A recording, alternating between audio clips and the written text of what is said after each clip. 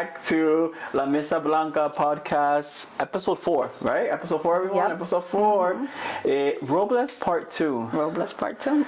Woo! Because I actually didn't realize how many of you guys were intrigued of our family's ancestry, lineage, our tree. So, 2 things here. 1, I want to start off by saying, please guys, bear with us. It's the first time we do podcasts. It is, and if you know me, I'm not that great at technology, and I don't know, it's hard for me to speak to an actual camera and not to actual people. So I'm new to this, and so is my mom. Yeah. And I say that to say, you're going to see throughout our journey of this podcast develop with you guys too, in different forms, because we're always developing, right? So we realized that in the first episode of when we talked about our family tree, it was cut a little short. Because we didn't know what to say. Yeah, exactly.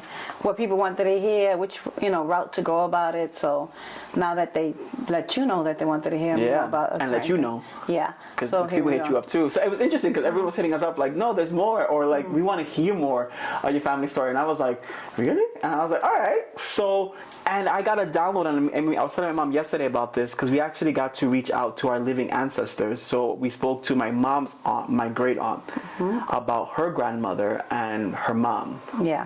Which we'll get into later on too. But it was so much fun to speak to the living ancestors. And I told my mom, I said, I got a download, and it's so interesting. I think many people forget that espiritismo is very much like a puzzle. And it's about connecting the pieces to the puzzle. And for those that are able or have their living ancestors alive, ask them. Ask them stories. Ask them stories about your grandparents, their grandparents, their mothers, their fathers. For those that have, I know sometimes it's complicated because sometimes we are adopted. Sometimes we don't know our parents. And sometimes they don't even know because these traditions were kept so secret. I am honestly so honored and privileged that for us, we have living ancestors that were able to tell us and pass down these stories where we could pass it on to you guys. But I say that to say, I was telling my mom, and we have this debate, we're having this debate yesterday, where on the boveda, sometimes we have pictures of our ancestors that we don't even know who they were. Yeah. And we don't know the stories of them. And I was like, well, I see it as okay, right? And then my mom had a different opinion, which we'll talk about right now too. But nonetheless, what I'm trying to say is that it's cool to actually put the story behind those pictures. If I could be like, oh, now my tatarabuela, which we're going to talk about today, now I know your story. Yeah. So now it's so powerful to know where you came from. Like, it empowered me not only as a Dominican, but as well as an espiritista. I was like, wow, my tatarabuela was doing things that were so advanced of her time, and that's what espiritistas are. We are advanced people. We are advancing our time. We are here, we're sent here, in my opinion, to push that boundaries, to push that line, and it was just so deep. And it was. Because we did get to hear stories from like my dad, and then but my aunt had different stories, so that was to put all the stories together was really interesting to hear yesterday. For sure, and it's all about putting the pieces to the puzzle, like how I said. So what I'm trying to say is, please, before we get into our family story, 1, bear with us, we're learning too. 2, ask your living ancestors, ask them their stories, and actually give them an ear. Because maybe you're not asking the right questions. My mom was saying the other day too, because I have a lot of the god kids always tell me, okay, but I asked my mom, or I asked my grandmother, or I asked so and so, and they don't tell me things. But maybe you're asking the wrong questions, and there's a difference. My mom was saying, this is what me and my mom were debating. My mom was saying that you want to gain something out of it for you. Yeah, and you shouldn't. Like if you're asking your ancestors, or you're having a boveda, and it should be because you just want to connect with the energy of your ancestors, not because I want you to protect me, I want you to be there for me. When you do stuff like I want to gain something out of it, then you actually cut the whole energy. You're cutting because they're there to protect us, and they know that, and they know how much they're going to protect us and all that, and that's why it's an honor for them also to see that we remember them, and we can see the light that they can see the light that we are putting for them. But when you want it for certain things that are so materialistic in this world, you just cut it off. You know what I mean? You do. No, lose completely. Yeah. And I didn't think about it like that until you mentioned it to me, because how many of us go to our bovedas or ancestors' table and go, ay, abuela, ayúdame con esto, ta cosa, whatever the case is, without realizing, we were talking about this, without realizing how deep it is. And the boveda is not for you to gain, it's for you to give. You got to give yourself. You got to give yourself to the table, and give yourself to your ancestors, and give you the ancestors thanks, because your grandmothers, your tatarabuelas, your bisabuelas, prayers are still supporting you today. Yeah, definitely. So it was just, I don't know, for me it was so beautiful to think about it that way, because I'm learning too. We never stop learning. Yeah. So it was really fun to put those pieces of the puzzle together. So I pray for those that can, take the moment to speak to your living ancestors and put your pieces of the puzzle together, because that's espiritismo. Not montando, not poniendo mil de imagen, no, sorry, not mounting, not putting 1,000 different statues or altars up and blah, blah. No. It's connecting the pieces of your puzzle, of your boveda, the boveda within. Inside of you, definitely. But with that being said, too, do you want to start with the Robles tree now? So we're going to talk about it. So now, that was a little. I just wanted to give a little sprinkle of what I learned too, before we talk about the Robles tree. But Okay.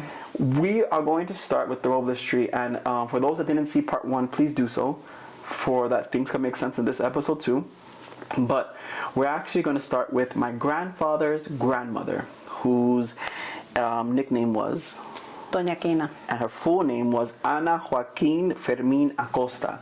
So we did a little digging with, again, our living ancestors, and we got to hear more stories about what they actually were. Yeah. So today we bring it. So tell me, Ma, or tell them, Okay, let's. who is Doña Yeah. Quina? And I think that, like we were talking about yesterday in general, who was she, or what does she mean to the community? Oh, she was a big part of the community, where she was raised. She was known as a curandera, right? And also, ella leía vista clara, and not meaning con una copa de agua. I mean, she just met you and she can read. She could just, by seeing you, she knew exactly what was going on in your life. But let's take it part by part too, because you Yeah. you mentioned one word, then you went to espiritismo. Okay, so go ahead. So she's a curandera. Again, let's start with that. we just Yeah. heard about this, so it's new for us too to hear this. So she actually was born in a little region in the Cibao of Santiago, and she was a curandera of the community, and Yeah. many people used to go to her. So what she used to do? Yeah, so exactly. We stick to that. She used to actually make botellas curativas. At that time, it was like the 1920s, I think it was, roughly. So there was a big epidemic of tuberculosis, and that was very contagious. And she used to make a bottle to actually cure that. And she used to tell people, like, after they were cured, like, God, you go into society, you're going to be fine. You know, and they would, and nothing would happen with them. But this got to actually some of the doctors' ears, because, you know, back then the doctors used to make house calls. Yeah, but even before then too, from what Tia was explaining to us, it was really cool because she used to make these curative bottles. I guess that's the way it translates. It doesn't translate that pretty in English, Yeah. you know. Spanish is better language. I'm sorry, y'all. But botellas curativas, which was her form of medicine. So there were people that you would come to her house, you would tell her what's going on with you, and she knew what herb to put into these bottles to cure you from many different things, such as tuberculosis, which back then people were dying from tuberculosis. She was born in the 18th century. So we're talking way back when. Yeah, I think she was born late 18 or early 19. We're trying to figure that out. We're still trying to figure that part out, but the reason why we think 18 was because your grandmother, my great-grandmother, was born in 1920. Yeah. So if you think about it, 20 years before, it was 18th century. So I thought she was born in the late 18th century. So it was really cool to go this far back in time and figure out who they were. So she would make these special curative bottles that would heal people in whatever sicknesses they had, such as tuberculosis. Doña Quina used to also cure people even with ulcers. For example, there was a family members of ours that had ulcers. Where was it again? In her uterus. Exactly. So tell us the story. Okay, this particular A family member. This is a family member. Was a family member. Had an ulcer in her uterus, and it was a little girl. And the doctors said, okay, let's make the appointment to have the surgery. But my great-grandmother said, no, I'm going to prepare a bottle, and after I do this bottle, you can actually go and make the and have this make your appointment and have your surgery. But let's prepare this bottle and let's To go see if it away works first. on vacation. So they drank the bottle, they went away on vacation. When they came back from their vacation, she went to the doctors, and in the doctor's office, they noticed that it was gone, and they were like, "Oh, you went on vacation? You did it in Puerto Rico or something, or what happened?" And it happened to be that no procedure was done. It was just that curative bottle was what cured her. And because of this, my tatarabuela, Doña Quina, used to get in trouble a lot with doctors. And she actually, they would want to send her to court to punish her, to her cases, because you got to think about a woman of this time in the 18th century doing these things and healing people. And she would heal so many people that people would come from all over just to get, she was actually a really famous curandera in Santiago, just to get her medicine, her pharmaceutical little bottle of I don't know what to drink, and to be able to cure whatever enfermedad that she had. But that's the woman that she was. And actually she reminds me a lot of my mom. Hearing her story remind me a lot of my mom and who she is in general, because she was very outspoken. Yeah, she was very outspoken. So then we were talking about Doña Quina, and Doña Quina, my tatarabuela, reminds me a lot of my mom, because she was a very outspoken woman of her time. Again, put yourself in the 19th century, the early 19th century, to understand how outspoken she was at this time. Because now, I mean, you go to the street and everyone's outspoken, and like, so you think about how formal people were back in the day. That's so it. Exactly, she would say stuff that you don't really tell a person, like, you know, like what? Like, oh, I think your daughter's expecting, you know, like out of wedlock, and it would seem like something cruel to say, almost sinful. Yeah, and sinful, but at the same time, she was just trying to take out into the open what was actually happening, so they can actually face it and work with it as a family. So she would say certain things like that to people that was unheard of at the time, you know. So because obviously, again, we're talking about a time where you have to leave the house being married before you having kids, and whatever the case was. But her don, her ability, her spiritual ability, was so strong, and she was so tuned in that it would just naturally flow, where it wasn't like a candle or anything going on. It was just, she saw you in the street, or there was a party or gathering happening of whatever sort, and she would just say it as it was, like, yo, you know, your daughter's pregnant, your daughter's not no saint, you know. And the thing about it was, she was the Medea. Think about it like that. That word just came out right now. I'll tell people like, oh, you guys are in a marriage, but there's no love there, because each one of you are in love with somebody else. Like situations like that, you know, that is like, oh, that's cruel. But and also, but she would call that shit no hair in her tongue. No. And that to me reminds me, if you know my mom, and if my mom has a message for you, no hair on her tongue. She's gonna tell you, and she don't care. And I usually don't. I usually keep it to myself. I'll ask you, do you want me to tell you what's going on? You know what I mean? And then I would say it, you know? Sometimes. But it also depends, because I've seen a lot of times where I felt like you allowed spirit to flow through. And that's why I'm saying I find it so interesting hearing about the ancestors, because there's a lot of similarities within the ancestors and us. But Doña Quina in general was also a famous espiritista. So not only was she a curandera, and she would cure people, and she was so advanced that even medicine wasn't as advanced as what she was, right? But she also was an espiritista, like I just said. So people will come to her for readings. And what tools did she use to read? Una copa de agua. Ella leía con una copa de agua. En ese entonces, you would only give, it wasn't about the money. It was about, okay, read my cup and I'll give you my chicken. You know what I mean? So that was the whole trade-off back then. If anything, I remember Papa saying a lot that when people would come over, that was the trade. That was exactly what the trade-off. It was like, léame la copa, mira, toma un pollo para que lo mata. You know, here's a chicken for you to kill it. 5 pounds of sugar, whatever it is. You know? And then you could cook it for the family, because everyone was content with what they had. It wasn't about monetary. And a lot of times going now to spiritism, everything is monetary now. So it gets a little foggy. Where I understand the spiritual energy exchange, there's another part where there's an abuse. But we'll talk about that too later as well. But she would read not only the copa, but she would read coffee, tea leaves, and my grandfather, her father, used to say that she used to read el espejo, the mirror, So she had the ability to look into the dimension of the mirrors and then read people. You would sit in front of her, but she'll have a candle in the mirror, and she'll tell you everything that's going on. She, along with her husband, who passed young, because he was actually part of one of the wars in DR. where one of the invasions that happened where Haiti invaded, my great grandfather actually passed in that invasion. So because of that, she ended up moving more closer to Santiago, where she had a couple of her kids. Yeah. Where we're going to talk about now, my great grandmother, who I did get to meet before she passed, Mama Lu. Mama Lu, and then she had Mama Lu had a bunch of other siblings too, but the two we're going to talk about is Mama Lu and Norma and Doña and Gloria. And Gloria, that's the one I was referring to. Because Norma, I don't know much about either, but Gloria, I've always heard stories growing up too. Yeah, Gloria, she had The very ability. spiritual. Yeah, she had the ability que se montaba en el varón. En el varón del cementerio. Exactly. So, but another thing that you guys should know too is that my great grandmother my tatarabuela no se montaba. No. Everything was very espiritista. Everything was very flow-wise, a vista clara. But she gave birth to kids, and her kids also passed on with that gift. Yeah. Gloria was the first caballo de misterio, y ella trabajaba mucho con el varón del cementerio. But didn't have a center, nothing like that, didn't help people. If anything, a lot of people in the family thought that her spirits were uncontrollable because they would just come in at random. Yeah. And she would service them, and my tatarabuela, Doña Quina, was trying to help her and teach her how to control her spirits. For that way they wouldn't knock her down at random at any time or point.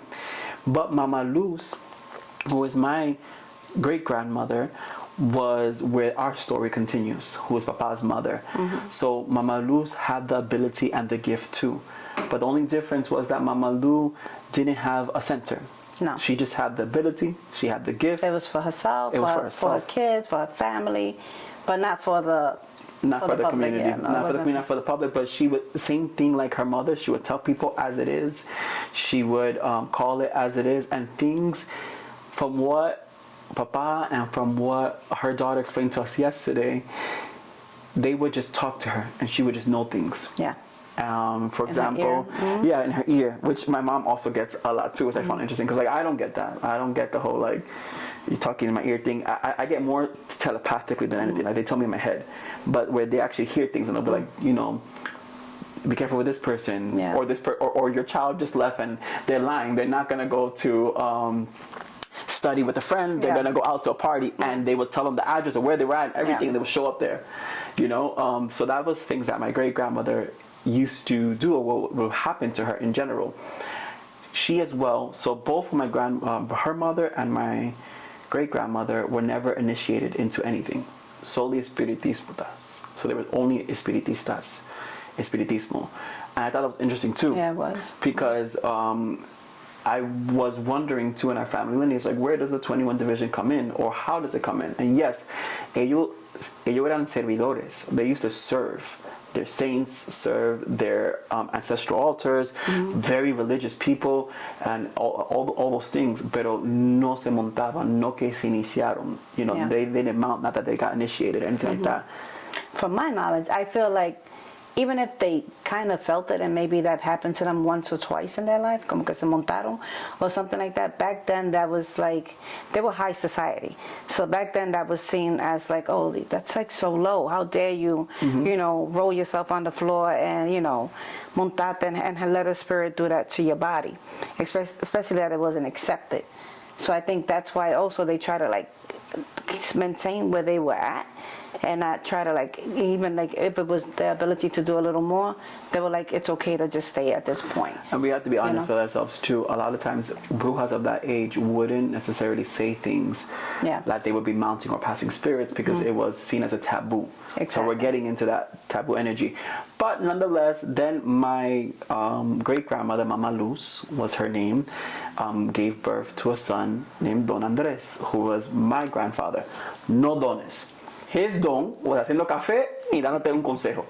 His don was making coffee and giving you a, I don't want to say consejo. Yeah. That's the English version for, what is it? Advice. That's the English word. Advice, everyone. Yeah. Consejo means advice. But that was his don. Nonetheless, she gave birth to Don Andres, and they moved at a very young age. He was born in the capital, actually, so he was considered a Miguelito. How do you say it, Emily? Miguelete. He was considered a Miguelete because he was born in the barrio of San Miguel. which is a beautiful barrio with a beautiful church. And for those that follow me on Instagram, you guys have seen me in the church or even carry San Miguel through the streets. I got the opportunity to do last year, and it was very special for me.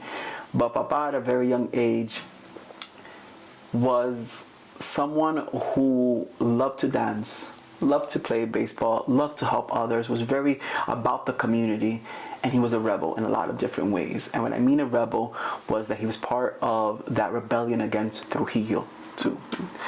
But so while he was growing up in his adolescence, he actually met my grandmother, Doña Maria, who was part of the Carrasco family. And they met there during all of his dances, because he was also part of, what was the dance? Cassandra, El Grupo Cassandra. El Grupo Cassandra, where he was a famous ballroom dancer back in the day too, and he actually got to dance with Cassandra, was part of that secret group of dancers. And later on too, I'm excited because there's going to be a little credit scene, maybe not in this episode, but in a little snippet that I'm going to do, where one of my god kids, the ones that, you actually met her, I think, in the last episode, episode 3, Emily's going to recite and read a biography of my grandfather, of what his friend wrote about him growing up in El Parque de San Miguel. So you can understand a little more of his story. But nonetheless, there he meets Mima. And I'm going to stop right there, because what I'm going to talk about is Mima's mother, because now we're going to go into the Carrasco branch of it all. So Mima's mother, as you guys know from the last episode, or the part 1 episode, was having trouble conceiving a child. So she was a devout Catholic, but we all know, if you live in Latin culture, we all know that we are Catholic, of course. I'm not saying that we're not, but we all know about, like, you know, the world of magic, the world of the 21 division, Espiritismo. So people, gracias misericordia. Amen. So people would tell her to actually go to someone, because her belly was, somebody actually threw something for that she wouldn't give birth.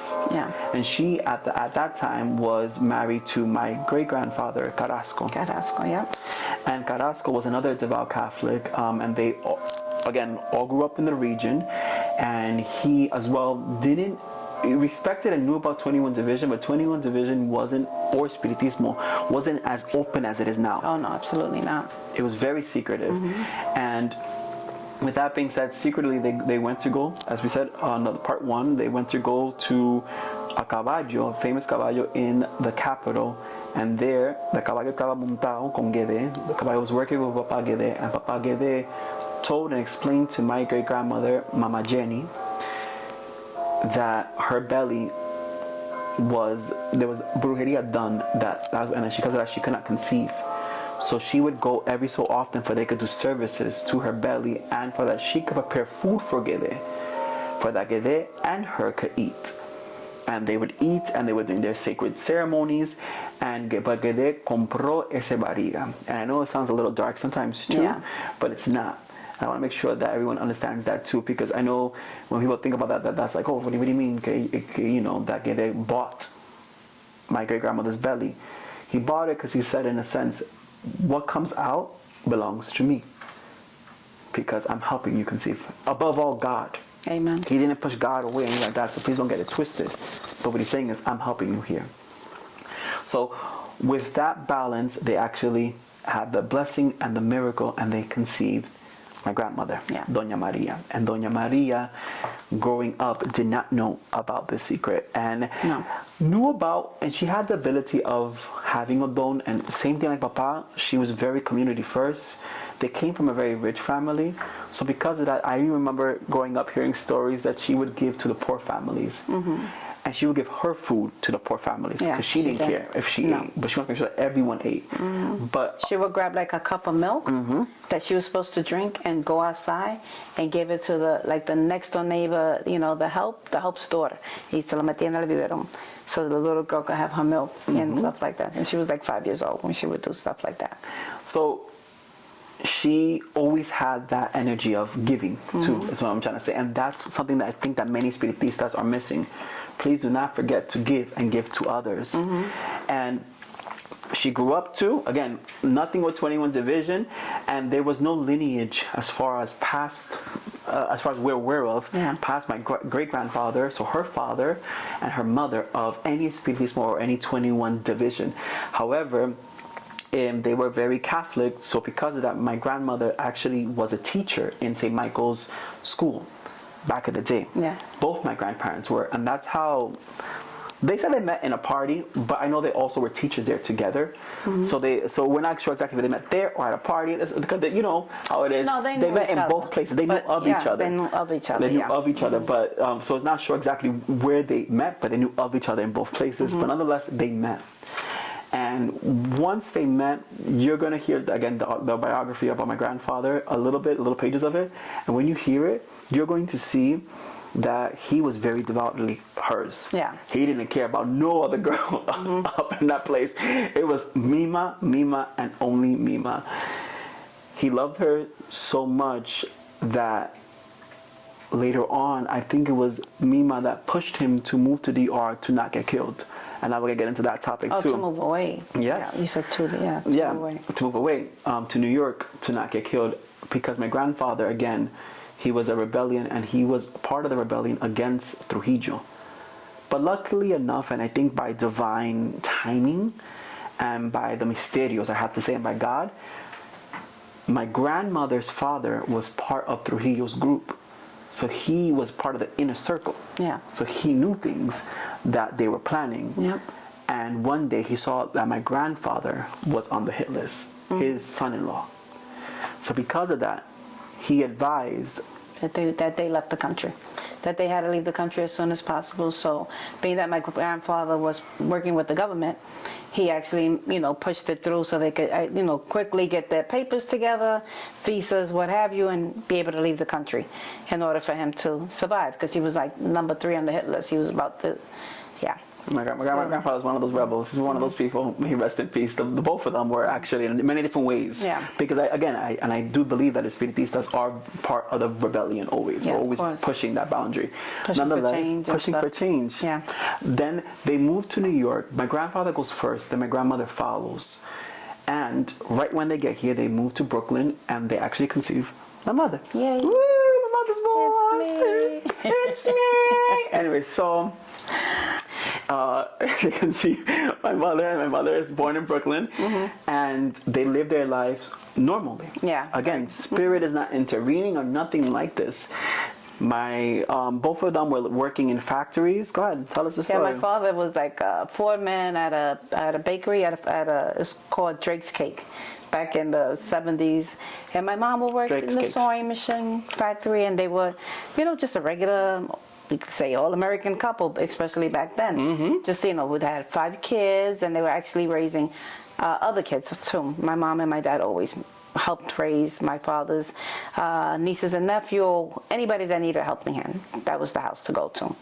So they just raised the kids and all that, and we had no idea of anything that was going on in the spiritual world until my mom started getting a bunch of fainting spells, and we kept taking her to the hospital and kept taking her to do. But when she used to faint, what's happening? Like she just used to faint.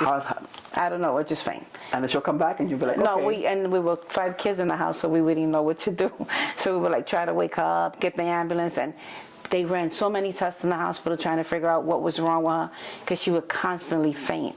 And then one day the neighbor came over, and she told my mom and my dad that the doctors are not going to find nothing, because that's not, in the doctor's world, that's a spiritual thing. That's not physical. And then my dad at the moment was like, he was kind of rejecting it, I guess. He didn't want to hear it. He didn't want to hear anything about that. And my mom, and neither did my mom in a sense, because she was like, that's good, but I have a whole family to raise.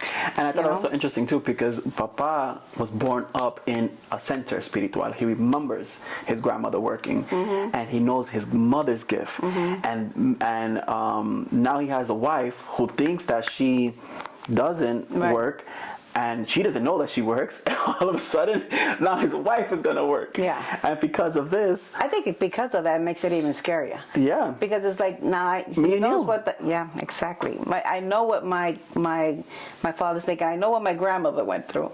You know what I mean? And all that involves when you go into that world. Yeah. And my wife is gonna go through this. You know what I mean? Because you give up a part of your life. even though it's you give yourself and to it the becomes community. a part of your life, and Yeah. but there's a lot of it that gets taken away, and there's a lot of it. It's a beautiful thing, but it has its pros and cons. You know, it has its good and its bad, and it's draining and it's For beautiful and all that at the same time.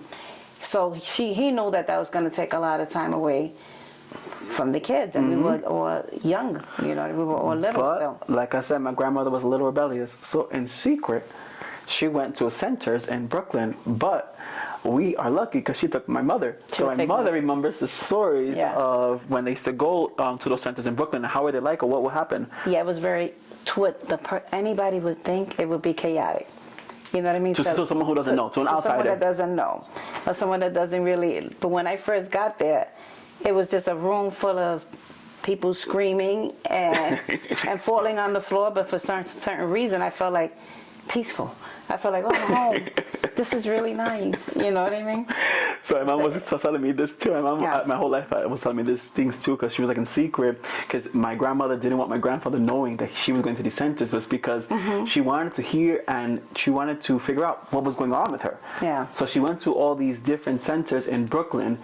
And my mom used to say that a lot of them, they were always playing Selena y Rotilio, Santa Barbara, Que Iba Chango. Yeah. And a bunch of, my mom said that she remembers, because you were, at this time, you were 4 or 5? Yes, 7 like that. Okay, so 4 to 7. Yeah. And 4 to 7. Yeah. And at this time, you were telling me that it would just be a bunch of pañuelos. There would be a bunch of pañuelos and a bunch of things like that, and gente montándose. Yeah. A lo loco, you know, and not to say a lo loco, but I'm just saying like left and right. Yeah. To say it better, but because of that, so, and then my mom used to always tell me stories about her sneaking in to places in centers with your mom because Papa didn't know about it, but Mima didn't find her home yet, didn't find her center. Yeah. And I say that to say as well, if you're new or if you're looking for your home, please don't just jump to the first home, and please don't just get initiated at the first house just because they say to get initiated. Make sure that you feel it. Make sure that you know them. Make sure that you have a year with them or a conversation, because me, I felt it like this wasn't my home. We would just bounce here and there, and my father would find out about it, and she'll be like, "Oh, you're right," you know, because I didn't really. I guess she wasn't feeling at home with it. It wasn't yet. I Love Lucy episode, okay? Definitely. It was one of those, Ricky, you're right, you know, or whatever. But nonetheless, from Brooklyn, then they moved to Queens. Yeah. And that's when things took off, because that's when she finally found her center, or her spiritual center, where she got initiated in spiritually as an espiritista. Yeah. So tell me about when you guys moved to Queens. Tell me about it. Yeah, we moved to Queens, again, doing the family thing. My mom finds a center, which is, what's the lady's name? Marieng. We talked about her in the first part 1. Yeah, so she finds Marieng as a beautiful center. A lot of people used to go there, so she gets, I guess, initiated, right? In a sense. It's not, the process of it, I couldn't even tell you, but. Because again, during that time, things were so secretive that till today, we don't know. We just know bits and pieces of it. Because back then, things were so secretive, and you know how it is when you ask your parents about anything that was going on, family secrets. They don't want to tell you nothing. They don't be like, no, de eso no se habla. Yeah. You know, we keep moving on. Yeah, exactly. But they moved to Queens, and my grandmother owns, my grandparents own sewing factories where they would sew. And after the sewing days, the sewing days were over, a lot of the people that used to work there used to go to Mesa Blancas, to Centros Espirituales, where there they took Mima. One time they used to invite Mima, like, Mima, come. We know something's going on with you. We know you're looking for spiritual help, so come, try out these centers, where they found Marieng. And then in Marieng, that's where, I don't know if you guys remember in part 1, where we said that Gede was mounted, and Mima came down the stairs to that basement, or to that room, or whatever, whatever may have you. And Gede said, that lady that just came out of surgery, tell her to come here and sit next to me, and pull up a chair for her, because she still has her stitches on. And it was my grandmother. And that's where Gede told her everything that had happened. That had happened to her, and the reason why she was his. And that was her father. And she called her mother to confirm everything. Y así lo confirmaron todo. So Mima said, I found my place. And you know when you find your place, you know when you find home, you feel it. Your ancestors will guide you there. And your saints, your spirits, everything will guide you there. And and she found hers. So she was there for a very short period of time, because now this is where it gets intertwined. So this is a story that I just found out yesterday. It just came back to my memory. It came back to your memory, but to me, I didn't know about it, and it was my great aunt that told us, and I was like, oh, I forgot this happened. My great grandmother, so Papa's mother, Mama Luz, remember we talked about her earlier? She was visiting New York. And when she came to New York, my grandmother invited her to her center espiritual.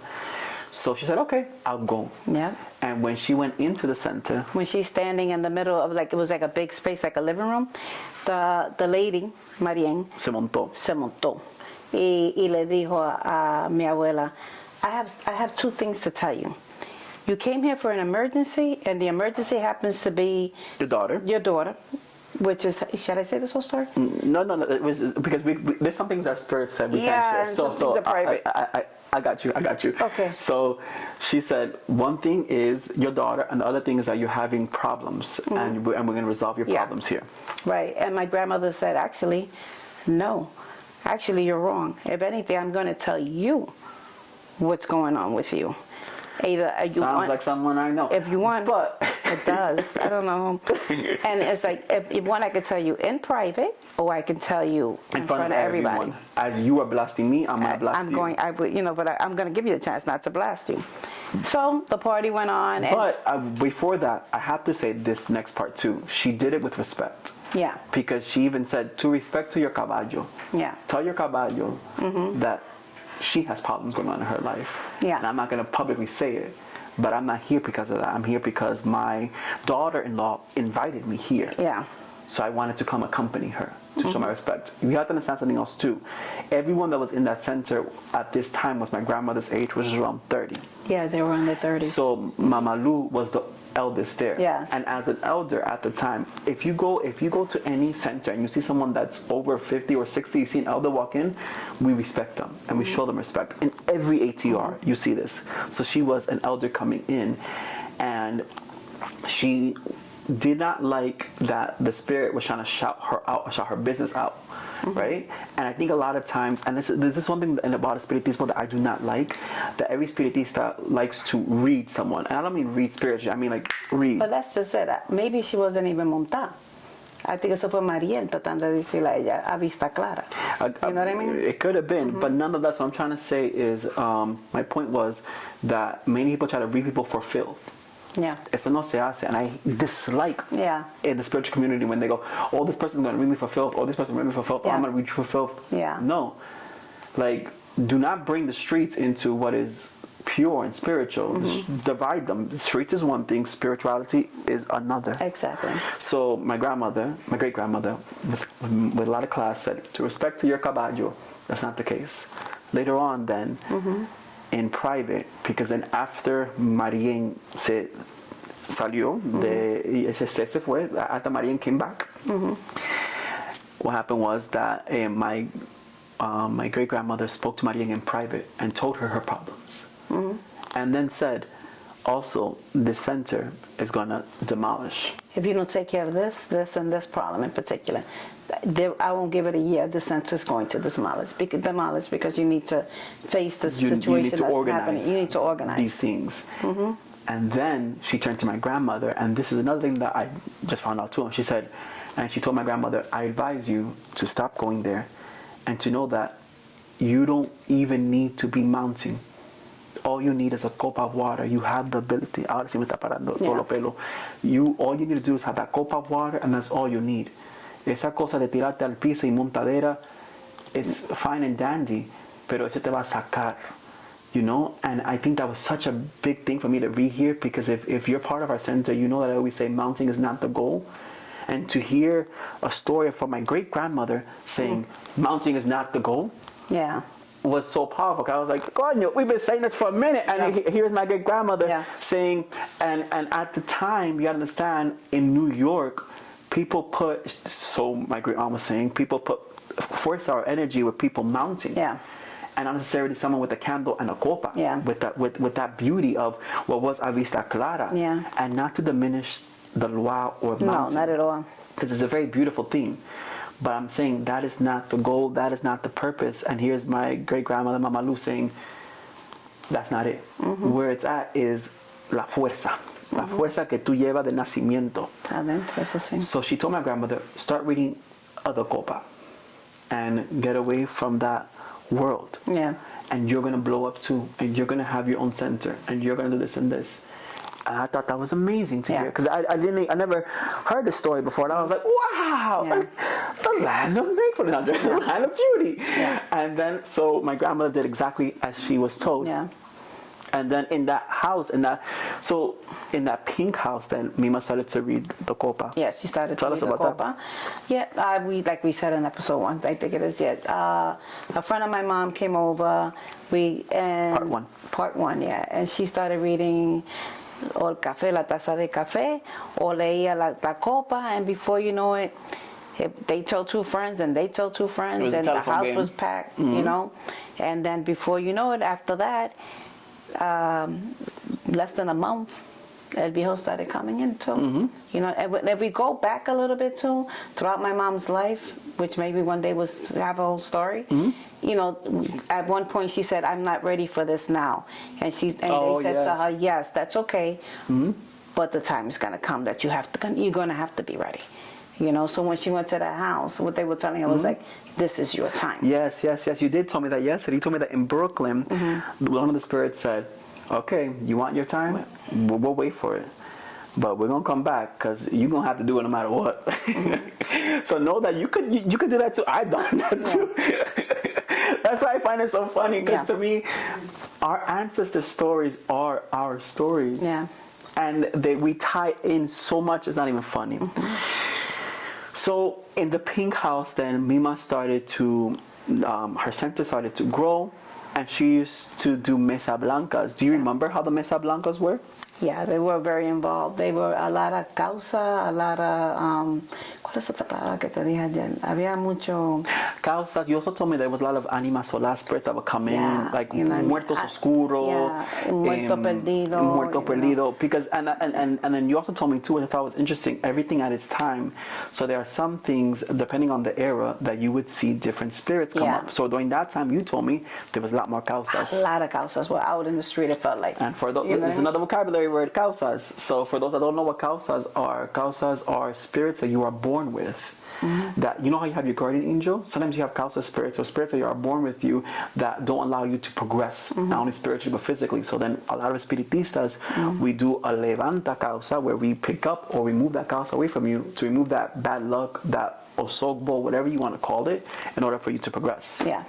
But yeah, I remember... Y mucha brujería, que tiraban muerto a la otra persona, sabía que se quitara el muerto a la persona. I remember you telling me a bunch of stories though, people like, and how they used to be screaming in the house when the spirits used to come up. Because it takes a while to take that out of the person and bring that person back and elevate the spirit, that other's bad spirit. You still want to give it light.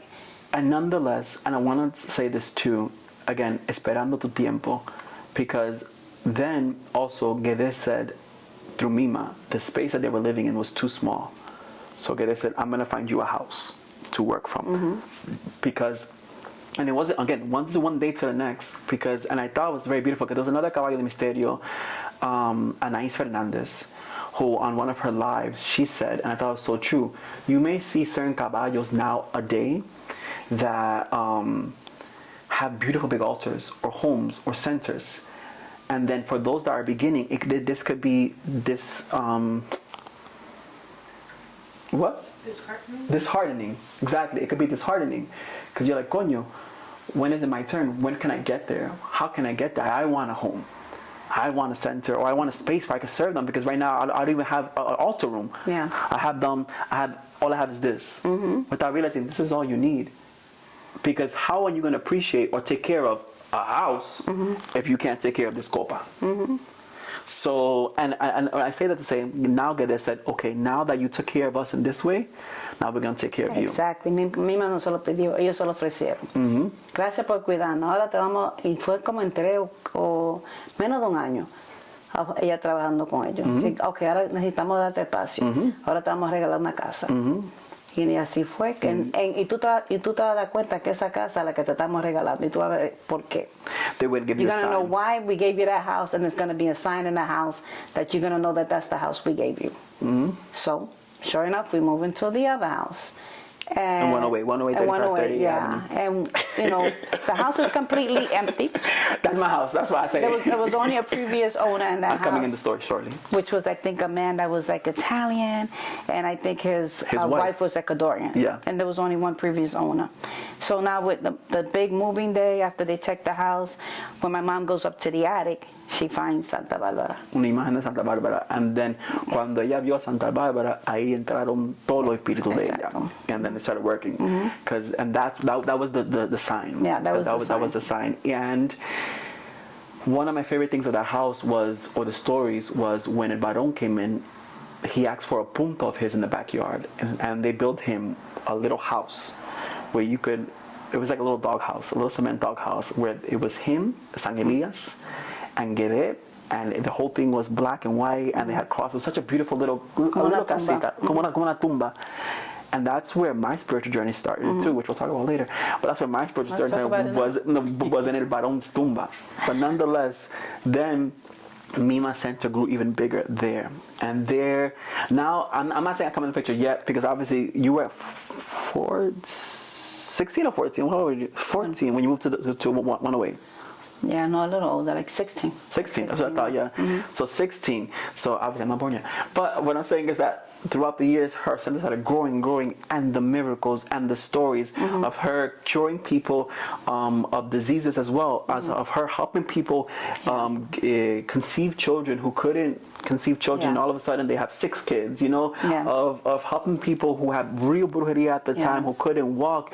And we could sit here and maybe that we could talk about is have an episode of Mima's miracles and what That's she so used true. to do as an espiritista community, because that could go on and on. Yeah. But the things that we used to see there, or the things that we used to hear there, and that was Guedet's house. Yeah, that's- because Guedet walked around in that house like he owned the house. Yeah, that whole house was And I'm not saying actual montao Guedet. I'm talking about the spirit Yeah. Guedet. If you did not believe, you would go into the house and you would sit in the living room, and he would peek from the kitchen to look who was in his house. Yeah. And the minute you would look, he'll go, whoop. He'll hide away. He'll hide away, but he would walk around, you would hear him. So many beautiful things happen in that center, in that house. So many miracles happened in that house, and I think we're going to do another episode talking about those miracles, or those stories, or specific stories and miracles. If not, we're going to be here all day. Yeah. Nonetheless, from that house that no longer is, but as many say, the legacy still continues today. The legacy of the Robles, Yes. of the Carrascos, and of our ancestors. Amen. And I'm just very honored and happy that not only to hear these stories, but to share with you guys, for you guys to better understand who we are, because I think it's important that, and it strengthens us as a people, like I said, because it strengthened me to hear who we are as a family, to be like, oh, okay, so I come from a long lineage of curanderas, of espiritistas, of caballos, of what have you, right? So I'm like, okay, I know who I am now, even more. So after that, of course, both of them have transitioned, both my grandparents and my great-grandparents, and obviously my tatarabuela too. All of them have transitioned on, and they are resting and living in power in heaven with all the seres and all the angels and all of our ancestors, and watching from above now and still celebrating with us in their own spiritual way. But nonetheless, I challenge each and every one of you, and I end today's podcast with challenging you guys to talk to your living ancestors, so that you could also put those missing pieces of the puzzle together, because that's what Spiritismo also is, making the puzzle. Thank you. Amen. Thank you so much, guys, for joining us in this week's episode of La Mesa Blanca's podcast. Please like, subscribe, and turn on your alert notifications for future episodes. Since we always start and end with God, here is La Pelagre de Náufrago. Torna tu vista, Dios mío, hacia esta infeliz criatura. No me des mi sepultura entre las olas del mar. Dame la fuerza y valor para salvar el abismo. Dame gracia por lo mismo que es tan grande tu bondad. Si yo cual frágil barquilla por mi soberbio halagado, el mar humano he cruzado, tan solo tras el placer. Déjame, Señor, que vuelva a piscinar el continente, haciendo voto ferviente de ser cristiano con fe. Si yo con mi torpa falta me he mecido entre la bruma, desfiando la espuma que levanta el temporal, te ofrezco que en adelante no tendré atrevimiento de ensordecer el lamento de aquel que sufre en el mal. Y si siguiendo mi rumba ha tenido hacia el descarro de burlarme de aquel faro que fuerte me designo, yo te prometo, Dios mío, de no burlarme de esa luz que brille sobre la cruz por el Hijo de tu amor. Oh tu Padre de mi alma, que escuchas al afligido y me ves arrepentido de lo que mi vida fue. Sálvame, Dios mío, sálvame. Y dame antes de cuenta, para que yo me arrepienta en el tiempo preciso. Amén. Paz y justicia, amor y caridad. Luz y progreso, en gracia la misericordia. Con Dios empezamos y con Dios terminamos. Y a Dios siempre la gracia les damos. Thank you very much for watching, and until next time, guys, God bless.